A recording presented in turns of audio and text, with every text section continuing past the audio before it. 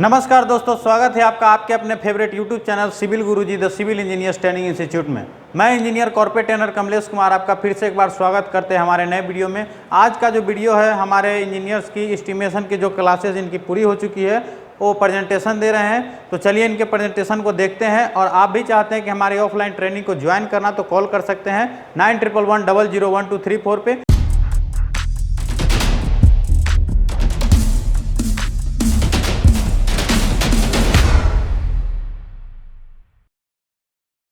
Hello guys, my name is Shamim Ahmad और मैं civil गुरुजी Mohali branch से आज आपके सामने में एक मेरे टॉपिक में प्रेजेंटेशन देने जा रहा हूँ। वो है एस्टिमेशन एंड कॉस्टिंग। तो आज हम पूरा ब्रीफली जानने की कोशिश करेंगे। वैसे एस्टिमेशन एंड कॉस्टिंग हमने कॉलेजेस में भी पढ़ा है, बीटेक एंड डिप्लोमा स्टूडेंट्स भी पढ़ चुके होंगे, बट इतना ब्रीफली नहीं बताया जाएगा जैसे सिविल गुरुजी हमको यहाँ पे बताया जाता है। फिर भी ये बहुत ही बड़ा टॉपिक है। इतना आज मैं G+1 बिल्डिंग का एस्टिमेशन एंड कॉस्टिंग करने जा रहा हूँ। पूरा का पूरा estimation from substructure to roof, पूरा का पूरा डिटेल ऐसा हो तो नहीं पाएगा, 1-2 घंटे की वीडियो बन जाएंगी, बट मैं आपको कोशिश करूंगा कि शॉर्ट से शॉर्ट जैसे कंस्ट्रक्शन साइट में जितना नीड होता है, इतना जरूरत होता है, थ्योरेटिकली ज्यादा जाने की कोशिश नहीं करूंगा। आपके दिमाग में जितने आसानी तरीके से आपको मैं बता पाऊं, समझा पाऊं, उस तरीके से मैं बताने की कोशिश करूंगा। तो चलिए स्टार्ट करते हैं। तो पहले तो हम जानेंगे कि एस्टिमेशन एंड कॉस्टिंग की नीड क्यों है, जरूरत क्या है, ये होता क्या चीज है।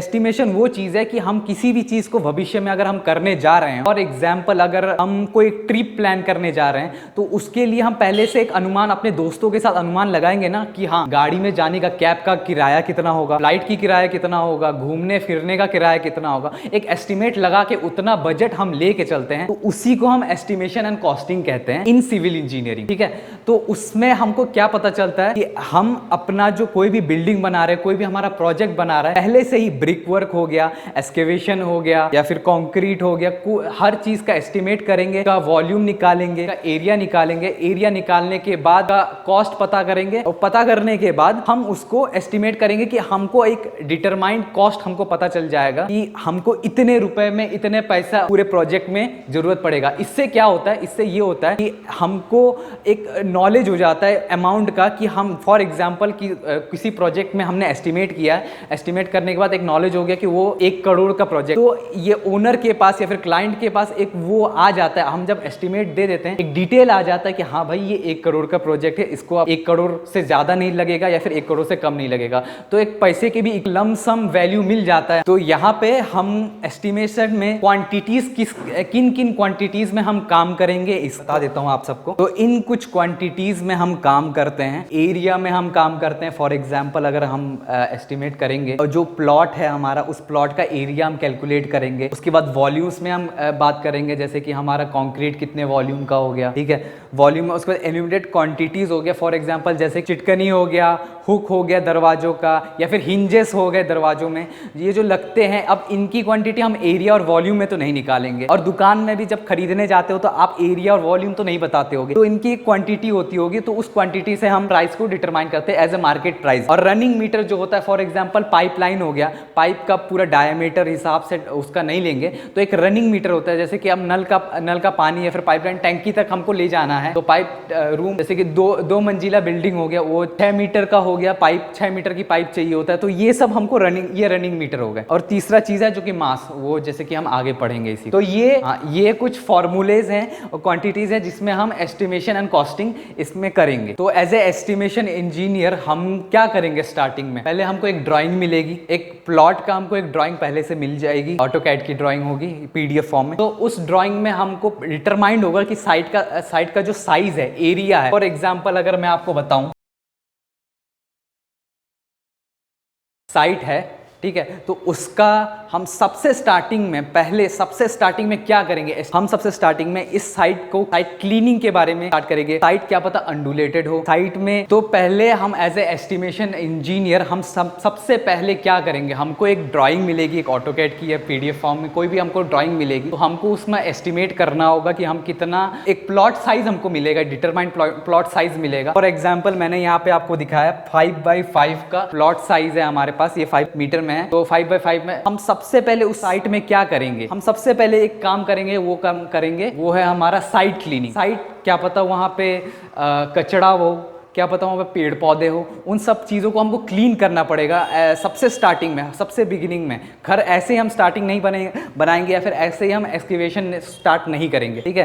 तो इसलिए हम सबसे पहले साइट क्लीनिंग करेंगे। तो साइट क्लीनिंग के लिए एक चीज़ होता है, हमको हमेशा चारों साइड 1 मीटर हमको छोड़ना पड़ता है, 1 मीटर हमको एक्स्ट्रा साइट क्लीनिंग करनी पड़ती है। वैसे साइट क्लीनिंग इतने में होता है। अब ये एक मीटर हमने क्यों किया है? अब ये हमने 1 मीटर क्यों किया है? जैसे कि हम अगर ईंटें लाएंगे, हमको कंस्ट्रक्शन स्टार्ट करना है, हम ईंटें लाएंगे, सैंड लाएंगे, एग्रीगेट्स लाएंगे, तो उनको रखेंगे कहाँ पे? अब साइट के अंदर तो नहीं रख सकते, अंदर रखेंगे तो एक्सकेवेशन कहाँ होगा, फुटिंग के लिए एक्सकेवेशन कहाँ करेंगे, फिर उसके बाद कंस्ट्रक्शन स्टार्ट कहाँ करेंगे? तो इसीलिए हम हमेशा 1 मीटर एरिया छोड़ देते हैं ताकि हमको अपना जो भी मटेरियल्स हो हम उसको रख पाए। अगर जगह नहीं हो, फॉर एग्जाम्पल टाउन में हो, तो हमको फिर हमको अपने तरफ से मैनेज करना पड़ेगा, किसी दूर एरिया में हमको अपना एरिया बनाना पड़ेगा ताकि हम अपने मटेरियल्स रख पाए। पर फिलहाल के लिए नॉमिनल हम यही करते हैं, 1 मीटर एक्स्ट्रा हम कैलकुलेट कर लेते, ठीक है। तो अब जब साइट क्लीनिंग के लिए हम साइट क्लीनिंग करेंगे, साइट क्लीनिंग के लिए हमको एरिया निकालना पड़ेगा साइट क्लीनिंग का। अब ये एरिया है 5x5। अभी हम साइट क्लीनिंग यहाँ नहीं कर रहे हैं, ये तो बस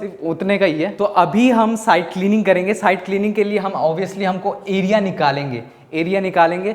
तो ये जैसे कि 5 मीटर का प्लॉट हो गया, तो अब ये जैसे कि 5 मीटर का हो गया, यहाँ पे 1 मीटर, यहाँ पे 1 मीटर, तो कितना हो गया? 7 मीटर। तो मैं आपको बता देता हूँ ऐसे यहाँ पे। तो यहाँ पे जैसे कि हमने किया है 5+1 लेंथ, ये पूरा लेंथ हो जाएगा, ब्रेथ भी हमारा ये हो जाएगा। तो इतना करने के बाद हमारा 7 तो ये हमारा एरिया कुछ साइट क्लीनिंग का निकल गया। तो ये हमारा कुछ फर्स्ट स्टेप्स हो गए एस्टिमेशन हमारा स्टार्ट करने का। तो ये हमने एस्टिमेट कर लिया कि हाँ भैया हमको साइट क्लीनिंग करवानी है लेबर से। तो लेबर हमारे इतने एरिया में 49 मीटर स्क्वायर एरिया में हमारी साइट क्लीनिंग होगी। तो ये एक इनिशियल फर्स्ट स्टेज हो गया हमको एस्टिमेशन एंड कॉस्टिंग का। अब हमको क्या करना है? अब हमको मेन प्लॉट के अंदर आना है। तो अब हम यहाँ पे स्टार्ट करेंगे। अब हमको मेन जो हमारा काम करना है सब स्ट्रक्चर, क्योंकि अब ऑब्वियसली हम नीचे से फुटिंग से स्टार्ट करेंगे ना। सब स्ट्रक्चर में हम क्या करेंगे? सबसे पहला चीज हम क्या करेंगे? उसके लिए हम सबसे पहला चीज करेंगे एक्सकेवेशन। अब हमको क्या करना पड़ेगा? एक्सकेवेशन की क्वांटिटी निकालनी पड़ेगी। एक्सकेवेशन की क्वांटिटी अब हर चीज ड्राइंग में दी हुई होगी कि फुटिंग की साइज दी हुई होगी। एज ए स्ट्रक्चर इंजीनियर हमको पहले से प्रोवाइड कर दिए होंगे कि फुटिंग की साइज, एक्सकेवेशन का एरिया, वो हम अभी में 2 टाइप की फुटिंग है फिलहाल। जो ड्राइंग आपको दिख रहा है उसमें 2 टाइप की फुटिंग है, फुटिंग 1, फुटिंग 2। दोनों के अलग अलग साइजेस हैं और टोटल वहां पे पूरे प्लॉट में पूरे 24 फुटिंग होंगे। आप कैलकुलेट करके देख सकते हैं। तो ऐसे ही हमको फुटिंग के लिए एक्सकेवेशन करना पड़ेगा। फिलहाल में F1, यहाँ पे 2 फुटिंग है ड्राइंग में, F1 और F2। मैं एक का आपको बता देता हूँ और F2 का आप आराम से निकाल पाओगे। जैसे ही F1 का मैं बता दूंगा तो F2 का भी आपको आराम से समझ में आ जाएगा। तो ये हमारा NGL हो गया, नेचुरल ग्राउंड लेवल में। हमारा जो साइट क्लीनिंग करने के बाद ये नेचुरल ग्राउंड लेवल ये सेम आ गया। तो इसके नीचे हमको एक्सकेवेट करना पड़ेगा सारे। अगर 24 फुटिंग है तो 24 हमको एक्सकेवेशन करने पड़ेंगे 24 बार। और तो अभी हम फुटिंग के लिए एक्सकेवेट करेंगे। अब फुटिंग का देखो जो डेप्थ होता है, फॉर एग्जांपल हम अगर F1 का देखेंगे, F2 का देखेंगे तो सबका अलग अलग डेप्थ होते हैं। तो एज पर CPWD हमको क्या करना है? अगर 1500, अगर हमारा डेप्थ 1500 से ज्यादा हो या फिर 1500 के बराबर हुआ तो हमको 300 mm एक्स्ट्रा हमको स्पेस छोड़ना पड़ेगा, ठीक है। तो ये mm में है, तो इसलिए हमको इसका कारण ये है कि शटरिंग लगाने के लिए लेबर जब जमीन के नीचे, एक्सकेवेशन के नीचे उतरेगा, वहां पे एक्सकेवेट करेगा तो एक्स्ट्रा कुछ स्पेस चाहिए होगा। उससे डायरेक्ट हम जितना एक्सकेवेट किए, जितना फुटिंग का साइज है उतना एक्सकेवेट नहीं कर सकते हैं, ये इम्पॉसिबल है। तो इसलिए हम थोड़ा 300 mm लेते हैं। और अगर 1500 mm डेप्थ से ज्यादा हम नीचे चले गए तो उसको हम फिर 750 mm हम एक्स्ट्रा लेंगे। 1500 mm में 300 mm एक्स्ट्रा लेंगे और 1500 mm से ज्यादा हुआ तो हम 750 mm लेंगे। अगर डेप्थ 1500 mm से ज्यादा हुआ तो हम 750 mm एवरी साइड हम लेंगे। तो ये तो हो गया हमारा। सैंड के ऊपर हम PCC डालेंगे और PCC भी हमारा 100 mm का होगा और आपके ड्राइंग के हिसाब से डिफर भी कर सकता है। और PCC हम क्यों डालते हैं? हम ऊपर जो फुटिंग बनाएंगे उसके लिए एक हार्ड स्ट्रेटा एक चाहिए होता है, तो उसके लिए हम PCC डालते हैं। तो ये हमारा फुटिंग हो गया। फुटिंग हमने जैसे कि मैंने आपको बताया पहले, ये सैंड हमने सबसे पहले नीचे सैंड डालेंगे। सैंड के ऊपर हमारा पीसीसी होगा, दोनों की हाइट 100 mm की। और हमने पहले ही डिटरमाइन कर लिया फुटिंग की, यहाँ पे फुटिंग 1800 बाय 1800 ये F1 फुटिंग है। ड्राइंग में दो टाइप के फुटिंग्स दिए हुए हैं, एक 1500 बाय 1500, एक 1800 बाय 1800। तो मैं फिलहाल आपको F1 का बता रहा हूँ, 1800 बाय 1800। और बट एक बात है, एक्सकेवेशन करने के लिए एक्सकेवेशन का अगर हम अमाउंट निकालेंगे तो मैंने जैसे कि आपको बताया था 300 mm हम एक्स्ट्रा लेंगे। तो यहाँ से क्या कहते हैं, ये हो गया 1800 और एक्स्ट्रा 300, एक्स्ट्रा 300। वैसे भी पीछे जैसे हमने लेंथ में लिया वैसे भी विड्थ हम ले लेंगे। एक वॉल्यूम मिल जाएगा, हाइट तो हमको पहले से पता है 1500 mm का। तो एक वॉल्यूम मिल जाएगा कि कितना अमाउंट हमको सॉइल का एक्सकेवेट करना है। तो ये हमने एक्सकेवेट का एक अमाउंट निकाल लिया है, ठीक है।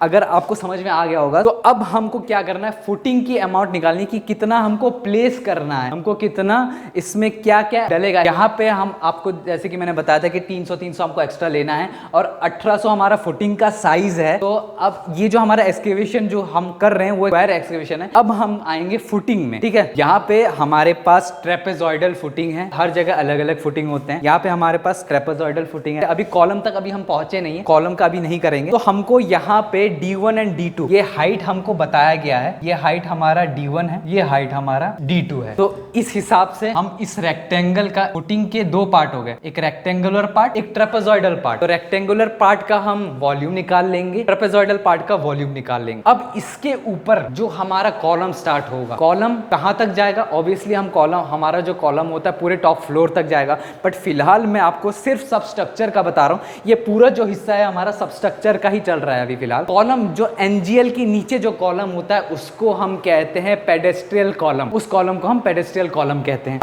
अब इसका हम कैसे निकालेंगे एनजीएल तक, हमको यहां से यहां तक की हाइट निकालनी है। अब आप पूछेंगे कि ऐसे हाइट कैसे निकलेगी।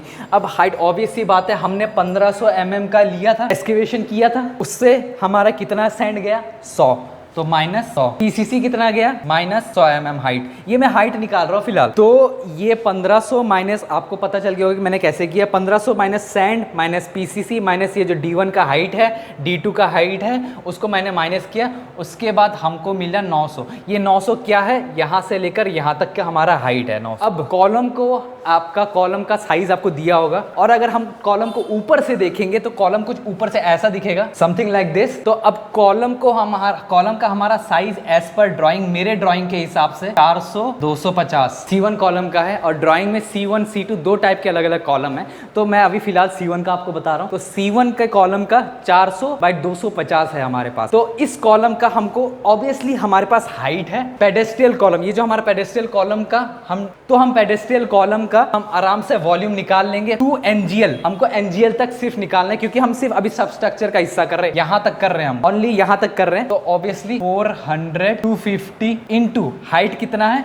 900 mm में होगा। अगर उसी को हमको मीटर में करना है तो 1000 से हम डिवाइड कर देंगे, ठीक है। तो कुछ ऐसे हमारा पूरा का पूरा सब स्ट्रक्चर का हमारे पास एक एस्टिमेटेड वैल्यू हमको मिल चुका है। अब क्या रह चुका है, ये अब आखिरी स्टेप है। अब क्या रह चुका है, ऑब्वियसली कंक्रीट एक सॉलिड चीज है नहीं, हमको उसको रोकने के लिए शटरिंग डालना पड़ेगा। शटरिंग हमारे लिए जरूरी है। तो शटरिंग कहाँ कहाँ डलेगा, शटरिंग यहाँ डलेगा, इन हिस्सों में शटरिंग डलेंगी, ठीक है। अब शटरिंग जो है, अब ये जैसे कंक्रीट है, अब कंक्रीट के ऊपर शटरिंग लगेगा कि नहीं, तो शटरिंग का अब हमको अमाउंट निकालना पड़ेगा। तो फॉर एग्जांपल हम अब कहाँ कहाँ हमारा शटरिंग लगेगा, फुटिंग में हमारा शटरिंग लगेगा, एंड कॉलम में लगेगा, बस, और कहीं नहीं लगेगा। तो ओनली सब स्ट्रक्चर में हमारा सिर्फ इन दो हिस्सों में ही शटरिंग लगेंगे। अब शटरिंग का हम एरिया कैलकुलेट करेंगे। 250 हाइट है ये हमारी, और इसकी लेंथ कितनी हुई, यहाँ से यहाँ तक लेंथ कितनी हुई, हमको जैसे कि फुटिंग का दिया हुआ है, इंटू 1800 mm।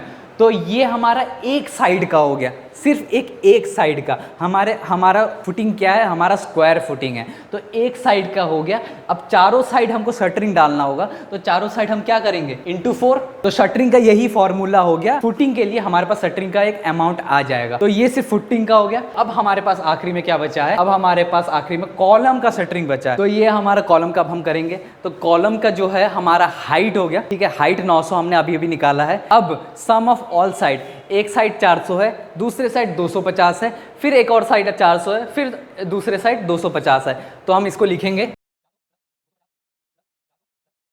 तो ये एक अमाउंट आएगा स्क्वायर मीटर में। तो हमने सब स्ट्रक्चर का इतना हमने निकाल लिया है। बाकी और भी है, इसके ऊपर सुपर स्ट्रक्चर भी है, उसके बाद ग्राउंड फ्लोर फर्स्ट फ्लोर पूरा हमको करना पड़ेगा, बट एक वीडियो में पूरा हो नहीं पाएगा, तो इसलिए सिविल गुरुजी में पूरा का पूरा इसमें बताया गया है। तो आज के लिए फिलहाल के लिए हमने सब स्ट्रक्चर का पूरा एस्टिमेट हमने कर लिया है। तो आज के मेरे प्रेजेंटेशन का, ये जो फाउंडेशन का मेरा प्रेजेंटेशन था, आज का प्रेजेंटेशन यहीं पे समाप्त होता है। एंड थैंक यू दोस्तों। तो कैसा लगा मेरा प्रेजेंटेशन कमेंट करके ज़रूर बताएं, और अगर अच्छा लगा तो प्लीज़ कमेंट ज़रूर करें, मेरे लिए स्पेशली करें। Thank you.